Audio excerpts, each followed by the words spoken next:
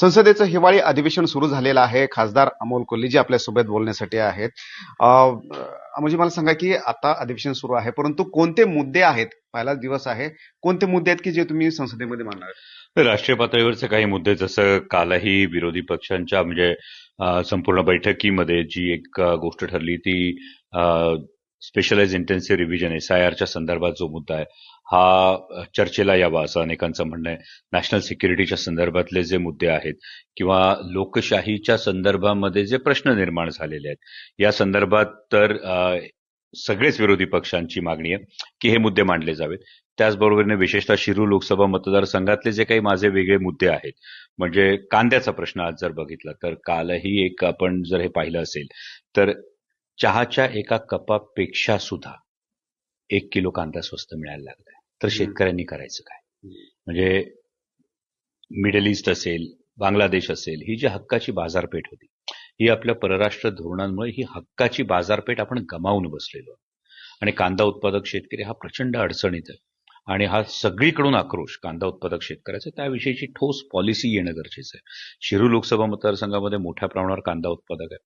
बिबट्याचा प्रश्न जो आमच्या मतदारसंघात आहे, हा बिबट्याचा प्रश्न फार मोठा आहे. माननीय मुख्यमंत्री महोदयांनी मागेही बिबट्या संदर्भात एक बैठक घेतली होती. या बैठकीनंतर अनेक घोषणा करण्यात आल्या, परंतु त्यातली सगळ्यात महत्वाची जो इमिजिएट रिलीफ आहे ते म्हणजे हे जे जवळपास 2000 बिबट शिरूर परिसरात आहेत, म्हणजे जुन्नर वन विभाग क्षेत्रात आहे, जुन्नर, आंबेगाव, खेड, शिरूर या 4 तालुक्यांमध्ये, यातले किमान 1000-1500 बिबट हे वंतारासारख्या ठिकाणी रिलोकेट करणं हे गरजेचं आहे. पण त्या दृष्टीने अजून एकही बिबट वंतारामध्ये रिलोकेट झालेला नाही.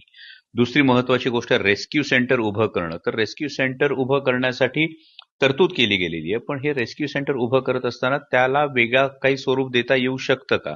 कारण पुन्हा रेस्क्यू सेंटरमध्ये जोपर्यंत शेड्यूल 1 मध्ये बिबट आहे तोपर्यंत रेस्क्यू सेंटरमध्ये कुठला बिबट ठेवायचा आणि कुठल्याला परत सोडायचं याविषयीची संदिग्धता ही कायमच आहे. त्यामुळे मानवी वस्तीतला एक बिबट्या पकडला जातो, तो घाटाच्या पलीकडे जाऊन पुन्हा सोडला जातो आणि तो पुन्हा त्याच्या जागी परत येतो. ही परिस्थिती, ही वस्तुस्थिती आहे. आतापर्यंत 54 जणांचा बळी गेलेला आहे. राज्य आपत्ती घोषित करण्याचं सूतोवाच हे माननीय मुख्यमंत्री महोदयांनी केलं होतं, पण या राज्य आपत्तीमध्ये नेमकं काय केलं जाणार? आज जर आपण केरळमध्ये बघितलं तर केरळमध्ये हत्ती आणि मानव संघर्षाच्या बाबतीत ठोस उपाययोजना केलेली. म्हणजे आता गेल्या महिन्याभरात जवळपास 4 बालकांचा बळी गेला. ही मागणी गेले 2-3 वर्षापासून मी करतोय. म्हणजे माननीय एकनाथजी शिंदे साहेब मुख्यमंत्री होते तेव्हापासून ही मागणी करतोय, परंतु आजही राज्य आपत्ती घोषित करून त्याबाबत ठोस उपाययोजनांसाठी काय नेमकी पावलं उचलली गेलीत याविषयीची स्पष्टता पण नाही. मला एक म्हणायचं की तुम्ही त्या भागातले खासदार आहात, तर तुम्ही या संदर्भामधल्या काही सूचना दिलेल्या आहेत का, किंवा काही सजेशन दिलेले आहेत का? आणि दुसरा मुद्दा म्हणजेच की बिबट्याची ही संख्या जी आहे ती कशी वाढते, किंवा याच्याकडे काय आकडेवारी आहे का? नाही, बिबट्याचं जर आपण बघितलं तर एक म्हणजे वनविभागानं आजही ठामपणे ठोसपणे बिबट्यांची गणना केली आहे का, तर याचं उत्तर नाही असं आहे. हा अंदाजित अनुमान आहे. या अनुमानानुसार बिबट्यांची संख्या ही 2000 आहे. म्हणजे आज जर तुम्ही आमच्या भागात आलात तर अक्षरशः आधी रस्त्यावर कुत्री दिसावीत तसा बिबट्या सहज दिसतो. उसाचं क्षेत्र फार मोठं आहे, बिबट्याला लपण मिळते. ही लपण मिळाल्यानंतर बिबट मादी 4 पिलांना आता जन्म देते आणि ही 4 पिलं जशी मोठी होत जातात, 1.5-2 वर्षाचा जेव्हा बिबट होतो तेव्हा तो त्याच्यासाठी नवीन जागा शोधायला जातो. त्यामुळे जुन्नर तालुक्यातला बिबट हा शिरूर तालुक्यात आला, शिरूर तालुक्यातला बिबट हा दौंड तालुक्यात चाललाय, राजगुरुनगर मधला खेड तालुक्यातला बिबट हा हवेली तालुक्यात जायला लागला आणि त्यामुळे हा बिबट्याचा प्रश्न दिवसेंदिवस हा आणखी वाढत चाललाय. तुम्ही जर आधी बघितलं असेल तर आधी नगर विभागामध्ये, नगर फॉरेस्ट डिव्हिजनमध्ये होतं, त्यानंतर जुन्नर फॉरेस्ट डिव्हिजनमध्ये होतं, नाशिक फॉरेस्ट डिव्हिजनमध्ये होतं, विदर्भात काही ठिकाणी होतं, कोल्हापूर फॉरेस्ट डिव्हिजनमध्ये होतं, सातारा फॉरेस्ट डिव्हिजनमध्ये पुन्हा आता नव्यानं बिबट सापडायला लागलाय. त्या पद्धतीनं राज्य आपत्ती घोषित करून याला वेळीच उपाययोजना करणं हे खूप गरजेचं आहे. मागेही मी सांगितलं, माननीय मुख्यमंत्री महोदयांनी बैठक जेव्हा आयोजित केली, मला याचं कारण तर कळलं नाही, परंतु कदाचित माननीय मुख्यमंत्री महोदयांच्या कार्यालयाकडून ती गोष्ट राहून गेली असेल. पण सदर बैठकीचं मला निमंत्रण सुद्धा नव्हतं. जो केंद्र शासनाच्या अखत्यारीतला विषय बिबट नसबंदीसाठी सातत्यानं आवाज उठवून या बिबट नसबंदीचं प्रायोगिक तत्वावर जेव्हा ही गोष्ट समोर आली त्यामध्ये आपण सातत्यानं पाठपुरावा केला होता. पुन्हा महाराष्ट्र सरकारनं जी गोष्ट मांडणं गरजेचं होतं की जेव्हा तुम्ही 2000 बिबट या क्षेत्रात आहेत असं म्हणता तेव्हा त्याचा सॅम्पल साईज हा किमान 10% असणं अपेक्षित होतं. मात्र केवळ 5 मादी बिबटना प्रायोगिक तत्वावर नसबंदीची परवानगी मिळते. हे राज्य सरकारच्या वन विभागाचं सपशेल अपयश आहे की तुम्हाला तुमचा प्रॉब्लेमच मांडता आला नाही की काय. की तुम्ही फक्त 5 बिबटवर कुठला प्रयोग करणार आहात. आणि हा 5 बिबटचा प्रयोग हा सॅम्पल साईज ओके आहे का? जिथे तुम्ही 2,000 बिबट म्हणता, तुम्ही जनगणना अजून म्हणजे बिबटची जी गणना आहे ती अजून केलेली नाहीये. त्यासाठी शेड्यूल 1 मधून बिबट काढण्यासाठी तुम्ही आत्ता प्रस्ताव बनवताय 54 जणांचा बळी गेल्यानंतर, 2,000 बिबट समोर दिसल्यानंतर. मग शेड्यूल 1 मधून बिबट काढा हे जे वारंवार आम्ही सांगत होतो, संसदेच्या फ्लोअरवर हे सांगत होतो, माननीय मुख्यमंत्री महोदयांना किमान आतापर्यंत 6 ते 7 पत्र लिहून झाली असतील की या संदर्भात आपण तातडीची बैठक घ्या, कारण हा प्रॉब्लेम समोर दिसतोय, हा वाढताना दिसतोय. हे होत असताना सर्वसामान्य शेतकऱ्याचा विचारच केला नाही. म्हणजे दिवसा वीज द्या आमच्या भागामध्ये, हेही मी 1.5 वर्षापूर्वी जेव्हा पार्लमेंटमध्ये फ्लोअरवर मांडलं होतं, 2 वर्षापूर्वी ही गोष्ट मांडली होती की दिवसा तुम्ही 3 फेज लाईट तर द्या. ती आत्ता काही महिन्यांपूर्वी सुरुवात झालेली आहे दिवसा हे करायला. आज लहान मुलांना शाळेत जायची अडचण झालेली आहे, पालकांच्या मनात एक धास्ती, एक भीती आहे. आणि मग हा प्रश्न येतो की या प्रश्नाकडे नीट लक्ष दिलं जात नाही. तसाच पुढचा प्रश्न आमचा हिरड्याचा प्रश्न आहे. म्हणजे हिरड्याच्या संदर्भातही पार्लमेंटमध्ये मांडणं गरजेचं आहे, कारण हिरडा हे वन उपज मध्ये मानलं जातं. परंतु आज हिरड्याची खरेदी जर आपण बघितली तर ती कुठेतरी 80-100 रुपयात हिरड्याची खरेदी होते. खूप मोठ्या प्रमाणावर आदिवासी कुटुंब हे हिरड्यावर त्यांचा चरितार्थ चालतो. त्यामुळे हिरड्याला वन उपज मधून बाहेर काढून त्याला MSP मध्ये आणणं गरजेचं आहे. ॲट द सेम टाइम एवढ्या वर्षामध्ये हिरड्याच्या संदर्भामध्ये कोणताही ठोस प्रक्रिया उद्योग हा जुन्नर, खेड, आंबेगाव या भागामध्ये नाही उभा करू शकलं सरकार.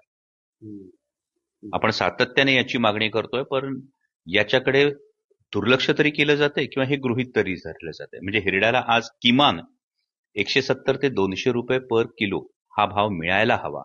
त्याचा वापर रंगाच्या याच्यात होतो, औषधी याच्यात होतो, त्यामध्ये कुठली प्रजाती हे केली पाहिजे, त्यावर काय प्रक्रिया उद्योग आला पाहिजे, या सगळ्या गोष्टी आल्या पाहिजे. बरं, हिरडा कलेक्शन हे पुन्हा एक रिस्की जॉब आहे. त्याला इन्शुरन्सच्या संरक्षणाखाली, विम्याचं संरक्षण त्याला कशा पद्धतीने देता येईल, या आदिवासी बांधवांसाठी हा विचार करणं गरजेचं आहे. आणि तिसरा महत्वाचा मुद्दा जो आमच्याकडे तो वाहतुकीचा समस्या आहे.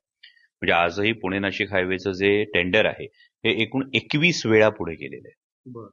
म्हणजे आज जवळपास 1.5 लाख कोटी रुपयांचा महसूल देणारी चाकण MIDC ही वाहतूक कोंडीमध्ये अक्षरशः गुदमरते. आणि हे गुदमरत असताना हा जो एलिव्हेटेड कॉरिडॉर आहे, या एलिव्हेटेड कॉरिडॉरच्या प्रस्तावाला तातडीनं गती देणं हे गरजेचं आहे.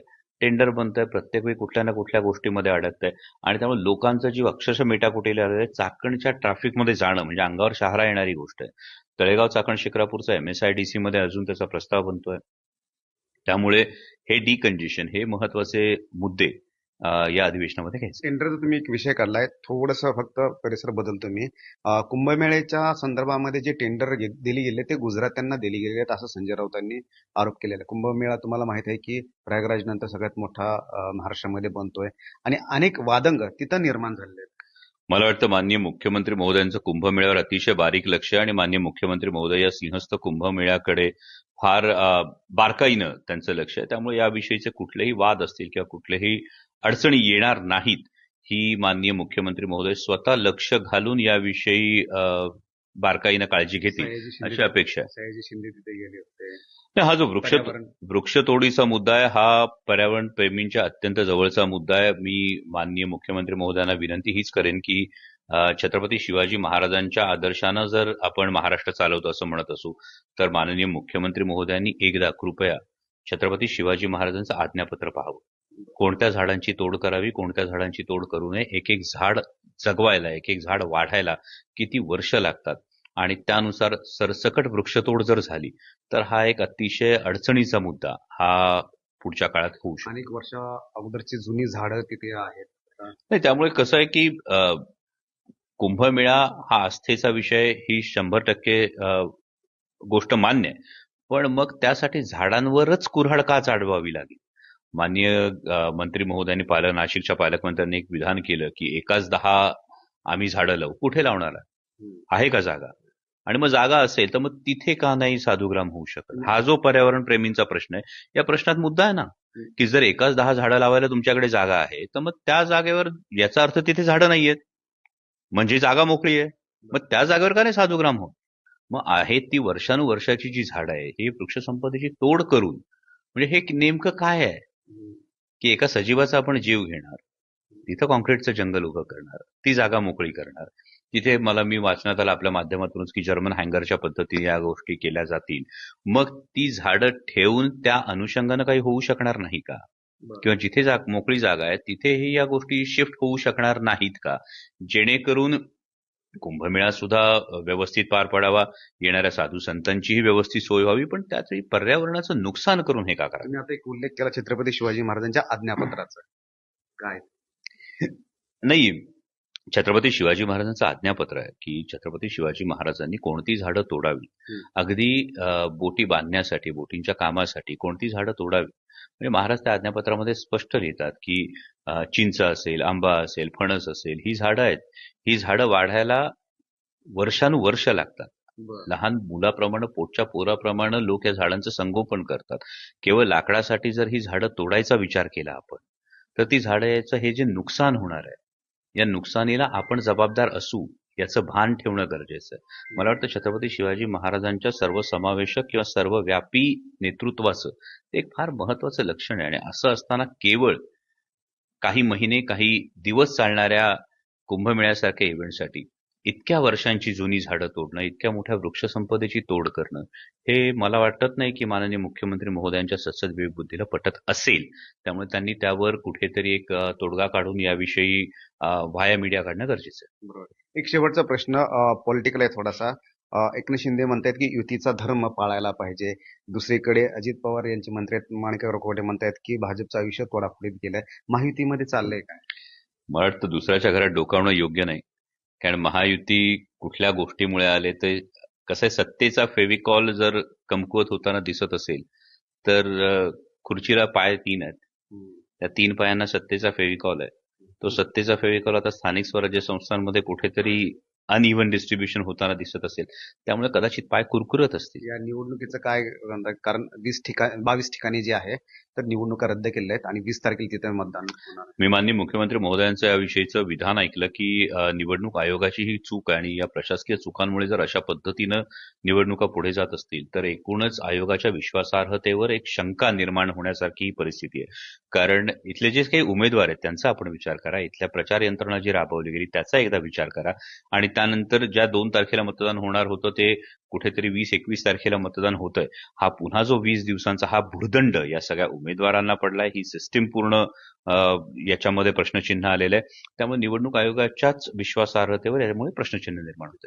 धन्यवाद आमच्याशी चर्चा केल्याबद्दल. अमोल कोल्हे जे होते, बिबट्यापासून त्यांच्या मतदारसंघापासून राष्ट्रीय प्रश्न असतील किंवा राज्यातल्या कुंभमेळ्यापर्यंतचे सगळे प्रश्न असतील त्याच्या संदर्भामध्ये उत्तर दिलेलं आहे. परंतु जाता जाता त्यांनी हे पण सांगितलेलं आहे की छत्रपती शिवाजी महाराजांचं जे आज्ञापत्र होतं झाडांच्या संदर्भामध्ये, त्याचं सरकारनं कुठेतरी पाहणं गरजेचं आहे. Cameraman Satyam sir, Ramraj Shinde, NDTV Delhi.